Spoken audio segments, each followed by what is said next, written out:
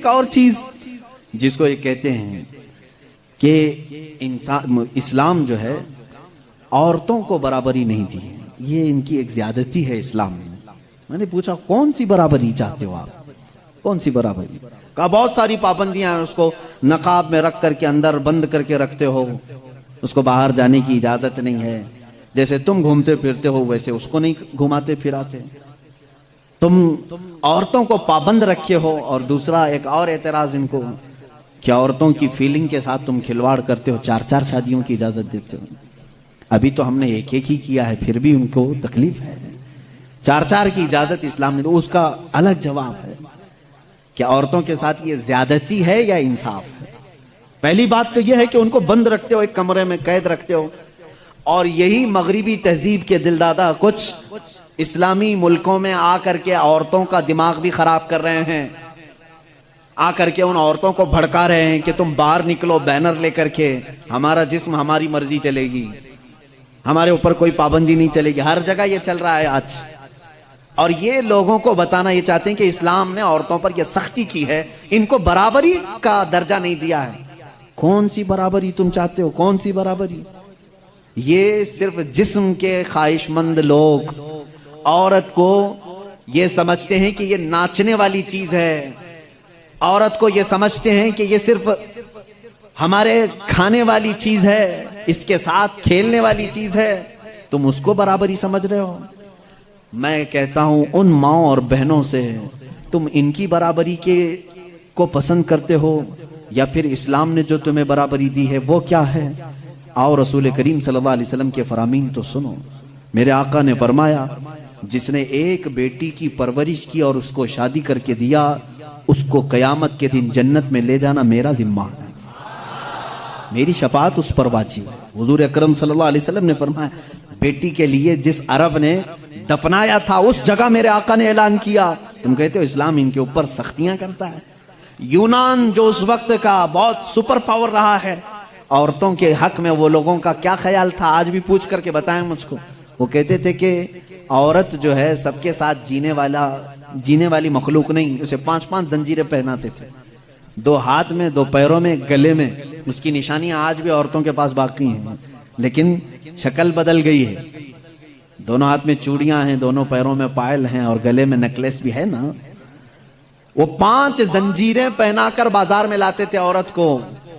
یہ یونان اس وقت کا ترقی یافتہ ملک، ان کی کتابیں مشہور تھی، اور اسلام نے ان 5 زنجیروں کو کاٹ کر کے زیور بنایا ہے، اور تم کہتے ہو اسلام نے عورتوں کو بند کر کے رکھا ہے۔ یہودی کیا کرتے تھے ان عورتوں کے ساتھ؟ اگر یہ ایام حیض میں ہوتی، یہ فطرت ہے نا عورت کی، ہر مہینے وہ ناپاک ہوتی ہیں، اللہ تعالیٰ کی طرف سے ان کے لیے جسمانی ساخت ایسی بنائی گئی ہے کہ ہر مہینے ان کے جسم سے فاسد خون کا مادہ نکل جاتا ہے۔ ان ایام میں چھوت اچھوت والے معاملات عورتوں کے ساتھ کرتے، جہاں ان کے گھوڑے بندھے تھے، ان کے بیل اور بکریاں باندھی جاتی تھی، وہیں عورتوں کو بھی رکھا جاتا تھا جب تک وہ عورتیں پاک نہیں ہوتی تھی۔ یہودی یہ کرتے تھے، مکہ میں بھی، مدینے میں، اور عرب کے جو یہودی تھے یہی کرتے تھے۔ آج بھی یہودیوں کے ہاں کچھ جو آرتھوڈکس ہیں، پرانے خیالات کے ہیں، وہ اسی طرح کے معاملات کرتے ہیں۔ وہ عورتوں کو چھوتے تک نہیں ان ایام میں، وہ سمجھتے ہیں کہ اتنی ناپاک ہے کہ چھو لوں تو اپشگن ہو جائے گا، اور یہ کہتے ہیں کہ عورتوں کو اسلام نے برابری نہیں دی۔ رسول کریم صلی اللہ تعالی علیہ وسلم نے پھر اپنی امت کو یہ حکم دیا کہ انسانی فطرت کے اعتبار سے عورت کو اللہ نے یہ چیز دی ہے، اگر یہ اسے ہر مہینے آتی ہے تو صرف نماز، روزہ اور قرآن کی تلاوت یہ اس کے لیے منع ہے، باقی یہ تمہارے ساتھ اٹھ سکتی ہے، بیٹھ سکتی ہے، مل سکتی ہے، ایک ساتھ رہ سکتی ہے، ایک برتن میں کھا سکتی ہے، ایک گلاس میں پی سکتی ہے۔ کبھی اس کے برتن کو یہودیوں نے ان کے برتنوں کو، گلاس کو سب الگ کر دیا تھا ان ایام میں۔ پھر تم آج دعویٰ کر رہے ہو کہ اسلام نے عورتوں کو دبا کر رکھا ہے۔ اسلام نے حقیقت میں عورتوں کی عزت کو اتنا بلند کیا ہے، اتنا بلند کیا ہے۔ صرف اور صرف آتی ہے بات یہ ان کو چھپا کر کے کیوں رکھا جاتا ہے؟ کیونکہ ہم نے دیکھا ہے۔ اب اس کا جو فیکٹ ہے وہ میں بتاؤں، عقلی دلیل کے اعتبار سے بھی جذباتی باتیں بہت ہو جاتی ہیں، وہ قیمتی ہیں اس لیے ہم ان کو چھپا کر رکھتے ہیں۔ لیکن میں آپ کو جو فیکٹ ہے، حقیقی بات ہے، وہ یہ بتاؤں، مرد اور عورت کی ساخت کے اعتبار سے اگر دیکھا جائے تو عورت کی طبیعت میں نزاکت ہے، وہ نازک ہے، مرد کے برابر اسے طاقت نہیں ہے، سب کو معلوم ہے، وہ کہیں کی بھی عورت ہو اس کی طاقت و قوت کے اعتبار سے وہ کمزور ہے۔ اور مردوں کی طبیعت، ان کے اندر کبھی وحشی پن آ سکتا ہے، حیوانیت آ سکتی ہے، جب اس کی خواہشات عروج پر ہوتی ہیں تو سب سے پہلا اٹیک مرد اگر کسی پر کرتا ہے تو وہ عورت پر کرتا ہے۔ مرد اگر اس کو کھلا چھوڑ دیا گیا اور حیوانیت آ گئی تو اپنی خواہشات کو بجھانے کے لیے سب سے پہلا حملہ کس پر کرتا ہے؟ عورت پر کرتا ہے۔ اس کی زندہ مثالیں آج ہم دیکھ رہے ہیں، جہاں کسی تنہا عورت کو 4 گنڈوں نے پا لیا تو اس کے ساتھ کیا کرتے ہیں؟ کتے بھی اس طرح سے نہیں کرتے جس طرح سے یہ کر جاتے ہیں۔ اس کے ساتھ ریپ بھی کیا، زنا بھی کیا، خواہشیں پوری کی اور اس کو پھاڑ کر کے بھی پھینک دیا۔ جانور کوئی ایسا کرتا ہے؟ جانور بھی اس طرح سے نہیں کرتا۔ اس کا مطلب یہ ہے، رپورٹ یہ بتاتی ہیں پوری دنیا کی کہ مرد کے اندر اگر شہوت کا غلبہ زیادہ ہو گیا اور اس وقت عورت اسے سامنے نظر آ گئی تو پھر یہ اپنی حیوانیت پر اتر کر سکتا ہے، اس کا ریپ بھی سب کچھ کر سکتا ہے۔ اس لیے اسلام نے ہمہ وقت عورتوں کو کہا کہ پتہ نہیں کہاں درندے ہیں، تم ہمیشہ اپنے آپ کو محفوظ رکھو۔ یہ نہیں کہ پکنک پر جاؤ تو ناک پر اسکارف لگا لو، یہاں برے لوگ ہیں، خالی یہی کپل اچھے ہیں، دوسروں کی نظر پڑ جائے گی۔ اسلام نے ہر وقت کے لیے عورت کو یہ کہا ہے کہ تو اپنی حفاظت کی ذمہ داری خود رکھ لے، اس لیے کہ تیرے جسم کو دیکھنے کے بعد کئی ایسے مرد ہیں جن کی خواہشات انگڑائیاں لیتی ہیں اور پھر وہ حملہ کر سکتے ہیں۔ تمہاری جان کا بھی خطرہ ہے اس میں، صرف عزت لوٹنے کا نہیں، جان کا خطرہ ہے۔ ریپ کے بعد قتل ہوتے ہوئے نہیں دیکھے؟ ابھی سال نہیں گزرا ہوگا، حیدرآباد میں، دلی میں کتنے واقعات ہوئے، اچھے پڑھی لکھی لڑکیوں کے ساتھ، اچھے بڑے گھر کی لڑکیوں کے ساتھ یہ معاملات ہوئے کہ نہیں ہوئے؟ اب یہ جب ہم جواب دیتے ہیں تو وہ یہ کہتے ہیں کہ مردوں کو آپ تلقین کریں کہ وہ عورتوں کو چھیڑ چھاڑ نہ کریں۔ یہ تو ایسی بات ہو گئی کہ گوشت کو کھلا رکھ کر کے کووں کو نصیحت کرو، بیٹا اچھے سے رہو، اخلاق میں رہو۔ ارے کوا ہے، وہ گوشت کھلا رکھا ہے، ہم کووں کو سدھار نہیں سکتے لیکن گوشت کو ڈھک تو سکتے ہیں۔ ہمارے پاس یہی فارمولا ہے، ہم کہاں پورے دنیا کے مردوں کی آنکھوں کو سنبھالیں، حالانکہ قرآن نے ہر مومن کو کہا ہے وَقُلْ لِلْمُؤْمِنِينَ يَغُضُّوا مِنْ أَبْصَارِهِمْ، اے محبوب سارے ایمان والوں سے کہہ دیں کہ وہ اپنی آنکھیں نیچی رکھیں۔ اسلام نے سمجھا تو دیا ہے مردوں کو، لیکن ان کی سیکورٹی کا بھی اہتمام کیا ہے، جس کو یہ سمجھ رہے ہیں کہ یہ پابندی بہت زیادہ ہے، بہت مشکل ہے، یہ پابندی ہے بہت زیادہ مشکل ہے۔ جن لوگوں نے کہا تھا کہ یہ اسلام کی زور زبردستی عورتوں کو اتنا قید کر کے رکھتے ہیں، بیچارے آج 12 گھنٹے ہاسپٹل میں پورا کا پورا نقاب پہنے ہوئے ہیں، پورا کا، اور ایسا نقاب پہنے ہوئے ہیں کہ ہوا بھی آنا مشکل ہو جاتی ہے۔ اور ہم تو برقعے بیچنے والے مشہور تھے، برقعے بیچنے والے مشہور تھے، آج پوری مغربی دنیا مشہور ہو گئی، پی پی کٹ نام رکھا ہے، تم نے برقعے ہی بیچ رہے ہو، بیچ رہے۔ ہم تو صرف حفاظت عورتوں کے جسموں کی کر رہے تھے، تم نے تو برقع اب مردوں کو بھی پہنا ہے، سب کو پہنا ہے۔ اب ان سے پوچھو کیوں اب سختی نہیں ہے؟ یہ کسی کے جسم کو اتنا ڈھانک کر کے رکھنا یہ زور زبردستی نہیں ہے؟ تم کہتے ہو اسلام اتنی سختی لے کر کے آیا ہے کہ عورتوں کو بند کر کے رکھا۔ اب یہ جواب دیں، نہیں، وائرس پھیلا ہوا ہے، وائرس پھیلا ہوا ہے، جسم کو لگ نہ جائے۔ ارے نادان، یہی تو 1400 سال سے ہم کہہ رہے تھے، انسانوں کی آنکھوں کا وائرس بھی پھیلا ہوا ہے، کہیں ہماری بچیاں غیر محفوظ نہ ہو جائیں، کہیں کسی کے جسم میں یہ باتیں، یہ آنکھوں کا زہر سرایت نہ کر جائے، ان کے دل بہک نہ جائیں۔ اور میں بہت پہلے سے کہتا آ رہا ہوں، تحقیق یہ بتاتی ہے کہ مرد کی آنکھیں جب اس میں خواہش پیدا ہوتی ہے نا، ایک زہریلا مادہ نکلتا ہے، زہریلا مادہ نکلتا ہے۔ آپ دیکھو غور سے کسی چیز کو، نظر لگتی ہے نا، سب کا یہ تو معمول ہے، نظر لگتی ہے، وہ اس کی نظر لگ گئی، اس کی نظر لگ گئی، تقریباً سب لوگ مانتے ہیں نظر لگتی ہے، اور اسلام بھی کہتا ہے العین حق، نظر لگتی ہے۔ بلکہ میرے آقا صلی اللہ علیہ وسلم نے یہاں تک فرمایا میری امت میں سب سے زیادہ موت اگر کسی کارن سے ہوگی تو نظر بد سے ہوگی۔ حضور نے فرمایا ہے طبعی نیچرل ڈیتھ کے بعد، نیچرل طبعی موت کے بعد اگر کسی وجہ سے کسی بیماری سے سب سے زیادہ موت ہوتی ہے تو نظر بد سے ہوتی ہے۔ وہ پتہ نہیں ہوتا سب کو، اس کی علامتیں تک حضور صلی اللہ علیہ وسلم کی احادیث میں گنائی گئی ہیں۔ نظر بد ہو جائے تو کیسے پتہ چلے گا؟ جسم کے اندر کیسی تبدیلیاں ہوتی ہیں کہ پتہ چل گیا کہ نظر لگی ہے، وہ پھر کبھی میں عرض کروں گا۔ لیکن نظر لگتی ہے یہ سب کو معلوم ہے، اور جدید تحقیقات کے اعتبار سے بھی اگر میں آپ کو بات کروں، پھول کو اگر زیادہ دیر تک تم دیکھتے رہو گے تو مرجھا جائے گا، کیونکہ ہماری آنکھوں کا زہر اس پر پڑتا ہے اور اس کی طبیعت مرجھا جاتی ہے۔ وہ جتنا اپنے ٹہنی میں لگ کر کے جتنی دیر تک تازہ رہ سکتا ہے، تمہارے ہاتھ میں آنے کے بعد اتنی دیر تازہ نہیں رہے گا، کیونکہ کچھ بیکٹیریا ہمارے اندر ہیں اور آنکھوں سے نکلنے والی چیزیں بھی ہیں۔ اسی طرح سے عورتوں کا جسم اتنا نرم ہے اور نازک ہے کہ باہر کے زہریلے مادے ان کے جسم پر پہلے اثر کرتے ہیں، مردوں کے جسموں پر کم لیکن عورتوں کے جسموں پر زیادہ اثر کرتے ہیں۔ اب کوئی وحشی درندہ جس کی نگاہیں زہر پھینک رہی ہوں اور کسی لڑکی کا جسم ننگا ہو، وہ بغیر لباس کے ہو، تو ظاہر سی بات ہے اس کے جسم کے اندر جیسی ہی وہ نظریں جاتی ہیں اس کے دل میں بھی برائیوں کی خواہشیں پیدا ہونا شروع ہوتی ہیں۔ ایک طرفہ نہیں ہوتی یہ سب چیزیں، اس کے اندر جو خرابی آئی وہ اس کی آنکھوں کی وجہ سے۔ اسی لیے میرے آقا صلی اللہ علیہ وسلم نے فرمایا فَإِنَّ الْعَيْنَ تَزْنِي، آنکھ بھی زنا کرتی ہے۔ حضور صلی اللہ علیہ وسلم نے فرمایا آنکھ بھی زنا کرتی ہے۔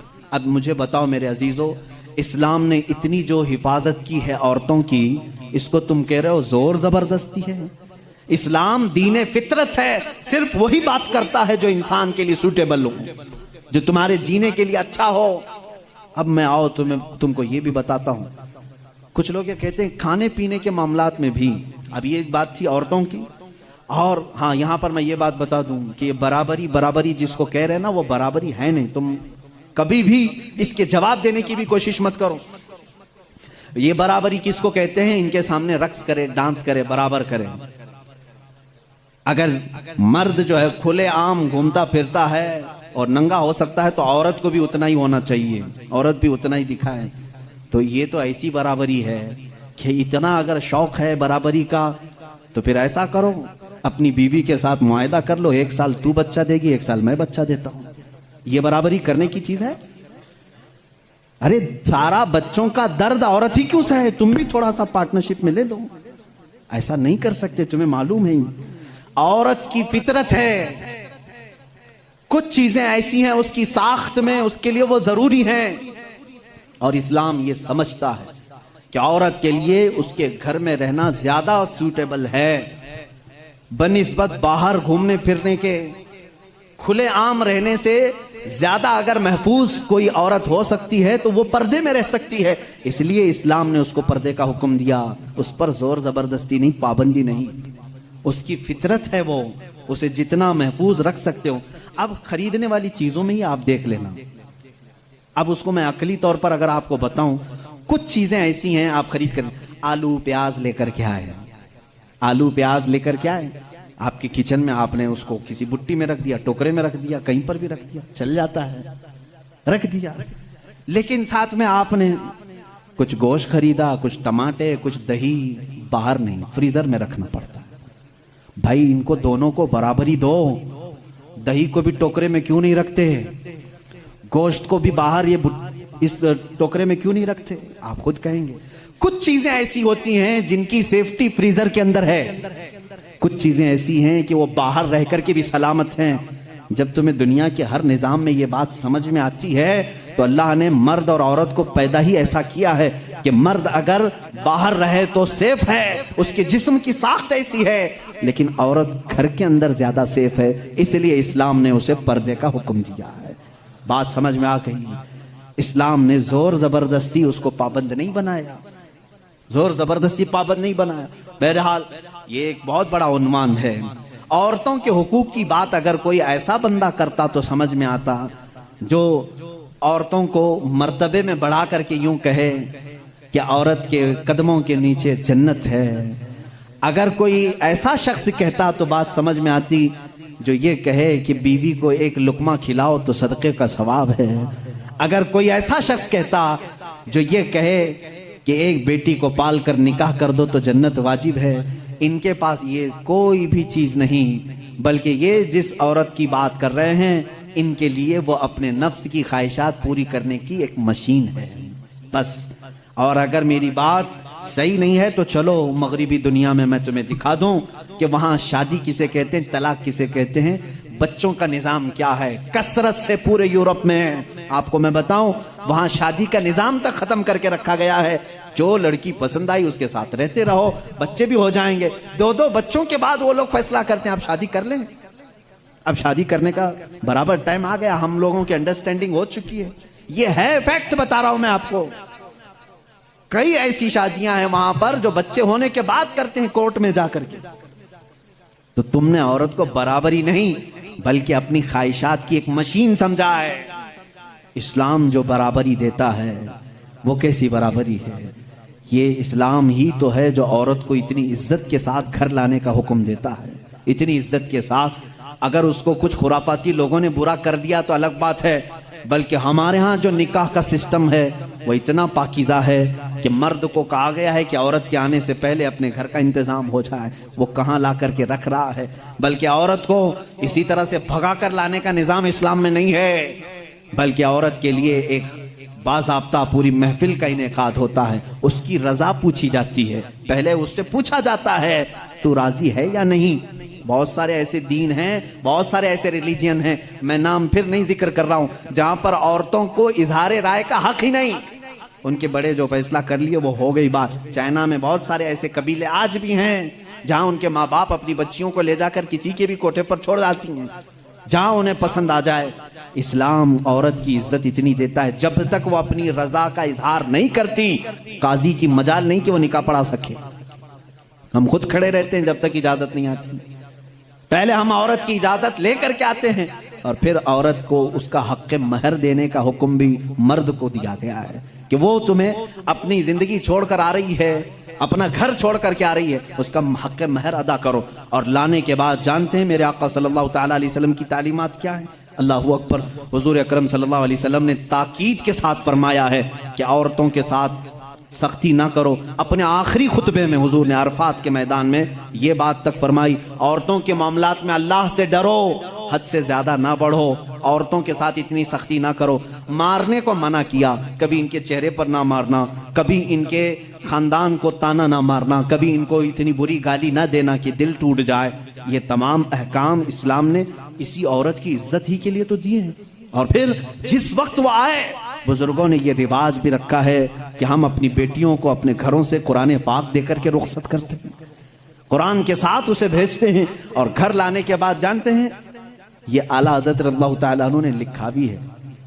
اعلیٰ حضرت فرماتے ہیں جب نئی دلہن گھر میں آئے تو اس کے پیروں کا دھون جو ہے وہ اگر گھر کے چاروں کونوں میں ڈالو تو برکت آئے. وہ آ رہی ہے اپنا رزق لے کر کے آ رہی ہے، اپنا رزق لے کر کے آ رہی ہے. یہاں تک ہمارے لیے کہا گیا، بلکہ دولہے کو یہ بھی کہا گیا. اسی یہ بیان میں ساری باتیں نوجوانوں کو سمجھ میں بھی آ جائیں گی. نکاح کی پہلی رات اسے کہا گیا کہ تو اپنے گھر لایا ہے دلہن کو تو سب سے پہلے اس کے ہی دوپٹے کو تو مصلی بنا اور اس پر سجدہ کر. یہ حکم ہے. عورت کی عزت نہ ہوتی تو ہم مصلی بناتے اس کے دوپٹے کو. پہلی رات کہا گیا ہے. یہ اور بات ہے کہ معلومات نہیں ہے نوجوانوں کو کہ شادی کے بعد پہلی رات، یہ بھی سیکھنے کی ضرورت ہے. علماء سے یہ تمام چیزیں پوچھ لینا چاہیے جس کی شادی ہو رہی ہے. دلہن آ رہی ہے تو ہم اس کی عزت ہی کے لیے تو یہ تمام کام کر رہے ہیں. اور اس کے بعد حکم یہ دیا گیا کہ سب سے پہلے اس کے ساتھ بات چیت کی شروعات کرنے سے پہلے اس کی پیشانی پر ہاتھ رکھ کر اللہ کی بارگاہ میں یہ کہو، اے اللہ اس کے اندر جتنی تو نے اچھائیاں رکھی ہیں وہ سب اچھائیاں مجھے عطا کر دے، اور جتنی اس کے اندر برائیاں ہیں ان تمام برائیوں سے مجھے تو بچا دے. یہاں سے تو شروعات کر. ظاہر سی بات ہے میں نے اس وقت محسوس کیا، چند دنوں پہلے ایک نوجوان کو تلقین کر رہے تھے پیشانی پر جہاں بال اگتے ہیں وہاں ہاتھ رکھ کر کے دعا کرنا. تو اس نے پوچھا کہ حضرت دعا تو ایسی ہی کر سکتے ہیں، پیشانی پر کیا؟ میں بھی چونک گیا. اس کو میں بتاؤں، میرے ایک استاد سے میں نے پوچھا کیا ایسا ہے کہ اپنی دلہن کی پیشانی پر ہاتھ رکھ کر کے اس طرح دعا کرنا چاہیے؟ انہوں نے کہا ہاں ہے، دعا تو کیسے بھی کریں، ہاتھ نہ رکھیں اور ہاتھ چھوڑیں ہاتھ اٹھائیں، سب دعا اللہ سنتا ہے، لیکن اس لیے پیشانی پر رکھ کر کے دعا کرنے کے لیے کہا گیا کہ وہ آج اپنے والدین کو چھوڑ کر کے آئی ہے، اس کے وسیلے سے اللہ جلدی دعا قبول کرے گا۔ اس کا دل مغموم ہے، وہ غمگین ہے، اور غم زدہ لوگوں کے ساتھ میرا مولا ہے۔ وہ اپنے والدین کو چھوڑ کر کے تیرے گھر آئی ہے، وہ مغموم ہے، بہت غم زدہ ہے، آج اس کی پیشانی پر ہاتھ رکھ کر کے دعا کرو۔ میرا اسی دن یہ ذہن سمجھ گیا کہ اسلام نے عورت کو وہ مقام دیا ہے، وہ عزت دی ہے، ہم نے اس کو اپنے جسموں کو سکون پہنچانے والا آلہ نہیں سمجھا، مشین نہیں سمجھا، بلکہ حقیقی مسلم وہ ہے جو اپنی عورت کی عزت بھی کرے، احترام بھی کرے۔ اللہ کے رسول صلی اللہ تعالیٰ علیہ وسلم نے جو فرامین دیے ہیں، عزیزان گرامی وقات، یہ نکاح کے اس سسٹم کو بھی میں آپ کو بتاؤں۔ کچھ تو وہ ہیں جو یہ اسلام کے خلاف بھونک رہے ہیں کہ عورتوں کے اوپر زور زبردستی ہوتی ہے اسلام میں، اور دوسروں کی کیا بات کروں، ہمارے ہندوستان پر بیٹھا ہوا میں کیا بتاؤں، یہ بھی بڑی عورتوں کی ہاں پیڑت مہیلائیں ہیں، مسلم پیڑت مہیلائیں ہیں جو خود بیوی کو چھوڑ بیٹھا ہے۔ ساری مسلم عورتیں پیڑت ہیں، اللہ اکبر۔ وہ خود اپنی بیوی کو دیکھنے نہیں جا سکا، زندگی ختم ہونے آ گئی، بال سفید ہو گئے، پیڑت مہیلائیں ہیں مسلمان۔ ہاں اگر اے مسلمانوں کوئی بھی ہم میں سے عورت پر زور زبردستی کرتا ہے، یاد رکھو میں تمہیں بتاؤں کہ قرآن کی قیامت کے دن اللہ جانوروں پر بھی اٹھائے ہوئے ہاتھ کا فیصلہ لے گا، تو عورت کی بات تو دور کی ہے۔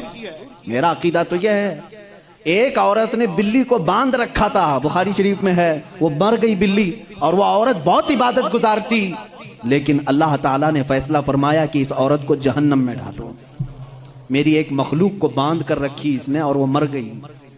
ہمارا تو عقیدہ یہ ہے تم عورتوں پر اگر ظلم کرتے ہو تو تم ذمہ دار ہو، لیکن اسلام نہیں۔ اسلام وہ کامل دین ہے۔ یہ بیچارے کیا پڑھ پائیں گے جن کو کبھی ڈھنگ کی سپیلنگ نہیں آتی، کبھی یہ ایک ایسا ہوتا ہے کہ ڈمرو بجاؤ تو کوئی ناچتا ہے، اسی طرح سے کچھ لوگ پیچھے سے کچھ لکھ کر کے دیں، کچھ بیان کرنے کے لیے، تو کچھ لوگ کہہ جاتے ہیں، ان کو خود نالج نہیں ہوتی۔ ایسے ہی کچھ لوگ اسلام پر بھی بھونکتے ہیں۔ اب اگر یہ ٹاپک اگر میں چھیڑوں 3 طلاق کے، تو اور بڑے معاملات ہیں۔ 3 طلاق کے لیے اسلام نے زور زبردستی کی ہے، عورتوں پر ظلم ہے، یہ پیڑت ہیں، یہ مہیلائیں ہیں، ان کو انصاف دلانا چاہیے۔ 3 طلاق دینا، پہلی بات یہ سمجھے ہی نہیں۔ آپ تو سمجھتے ہیں نا اسلام میں فجر کی نماز فرض ہے، ظہر کی نماز فرض ہے نا، عصر مغرب عشاء فرض ہے، طلاق دینا فرض ہے، فرض ہے، تو اتنا کیوں نہیں سمجھ رہے؟ کون کہتا ہے کہ ہر مسلمان 3 طلاق دینا فرض سمجھتا ہے؟ ارے وہ ایک ایگزٹ راستہ ہے۔ ہم کبھی بھی کسی بھی بندے کو نکاح پڑھاتے ہیں تو طلاق کا نام تک نہیں لیتے۔ اگر ذکر کر دیا نا کہ میں 5 سال کے بعد طلاق دینے کے لیے نکاح کر رہا ہوں تو وہ نکاح ہی حرام ہو گیا۔ بلکہ میں کہتا ہوں اگر تم نے نکاح میں یہ کہہ دیا 80 سال کے بعد میں چھوڑ دوں گا، یا 80 سال کا یہ کانٹریکٹ ہے میرا، تو نکاح نہیں ہے، وہ نکاح نہیں، اس کو متاع کہتے ہیں۔ ہم نکاح میں کبھی وقت متعین نہیں کر سکتے، بلکہ ہم تو لائف ٹائم کے لیے نکاح کر رہے ہوتے ہیں، لائف ٹائم کے لیے۔ لیکن انسانی زندگی میں کئی معاملات ایسے آتے ہیں کہ مزاج نہیں جم سکتا۔ ضروری نہیں ہے کہ ہر آدمی کا مزاج دوسرے سے جم جائے، کبھی ایسا ہو گیا تو اس کے لیے آپشن رکھنا چاہیے کہ نہیں رکھنا چاہیے؟ اس کے لیے آپشن رکھنا چاہیے کہ نہیں رکھنا چاہیے؟ ارے میاں تم کسی کو گاڑی میں بٹھا کر کے بھیج رہے ہو اور اس سے یہ کہو کہ چلنا ہی ہے، اگر وہ پوچھ لے گاڑی کے پہیے دونوں پنچر ہو گئے تو کیا کروں؟ کہا پھر بھی چلنا ہی ہے، یہ ظلم ہے، یہ زیادتی ہے۔ اس سے یہ کہنا چاہیے کہ اگر گاڑی کے پہیے پنچر ہو گئے، ٹائر پنچر ہو گئے، تو قریب میں گیریج ہے، کھول کر کے بدلوا لو۔ معقول بات ہے کہ نہیں؟ اگر بیچ راستے میں نہیں تم پابندی لگا دے، نہیں ٹائر نہیں بدلنا، پنچر ہوئی اسی سے چلنا، یہ زیادتی ہے کہ نہیں؟ اب میں آپ کو بتاتا ہوں، 2 ٹائر لے کر کے چلے تھے شادی کے بعد، 2 ٹائر ہیں، اور دونوں چل رہے ہیں تو ٹھیک ہے، ایک بھی پنچر ہوا تو کیا کرو؟ یہ کہتے نہیں، پنچر ٹائر کے ساتھ ہی چلو۔ ارے بھائی کہیں اور گاڑی گڑے میں گر جائے گی۔ حکم یہ ہونا چاہیے کہ اگر پنچر ہو گیا تو ٹائر چینج کر سکتے ہو، تمہارے لیے آپشن ہونا چاہیے۔ بس اسلام کا تقاضا صرف اتنا ہی ہے کہ اگر کسی کی زندگی میں انبن ہو گئی، نہیں بن پائی، تو اس کے لیے ایک آپشن ہے کہ عورت کو، وہ بھی ایک ساتھ 3 طلاق نہیں، اس کو حرام قرار دیا گیا ہے۔ شریعت میں ایک وقت میں 3 طلاق دے دینا حرام ہے۔ میں اس کا ببانگ دہل آج اعلان کرتا ہوں، اگر کوئی ایک ہی ساتھ اپنی عورت کو طلاق طلاق طلاق اس طرح 3 بار کہہ دیتا ہے تو اس نے حرام کام کیا، گناہ کیا، ناجائز کام کیا ہے۔ اگر چھوڑنا بھی ہے تو اس کو اسلام نے طریقہ بتایا ہے، ایک بار پہلے بولو، 1 مہینے کا ٹائم دو، 1 مہینے میں بھی پھر نہیں بنی تو دوسری مرتبہ پھر 1 بولو اور 1 مہینہ چھوڑ دو۔ 2 مہینے کا ٹائم گزر گیا، اب پھر بھی نہیں بن پا رہی، تب پھر سب کو بٹھا کر کے کہہ دو ہم نے 2 مرتبہ دیکھ لیا، اب ہماری زندگی آگے چل نہیں پاتی، تیسری مرتبہ ہم اس کو ختم کرتے ہیں۔ یہ طلاق کا صحیح طریقہ ہے۔ کیا اس میں اسلام نے ظلم کیا؟ اسلام نے اس میں ظلم کیا؟ اس کو یہ ڈھنڈورا پیٹ پیٹ کر کے لوگوں کو ایسا بنا کر کے رکھیں۔ بیچارے کچھ لوگ ان پڑھ ان کی باتوں میں آ بھی جاتے ہیں۔ ارے ہمارا ہندوستان تو ایسا ہے کہ باہر کوئی بھی ڈمرو بجائے اس کے ارد گرد تو لوگ کھڑے ہو ہی جاتے ہیں۔ کوئی بھی گلی کوچے میں بھی آ کر کے ڈھول بجاتا ہے تو کتنا مجمع جمع ہوتا ہے، پارلیمنٹ میں بیٹھ کر کے اگر بجائے تو کیوں نہیں سنیں گے لوگ؟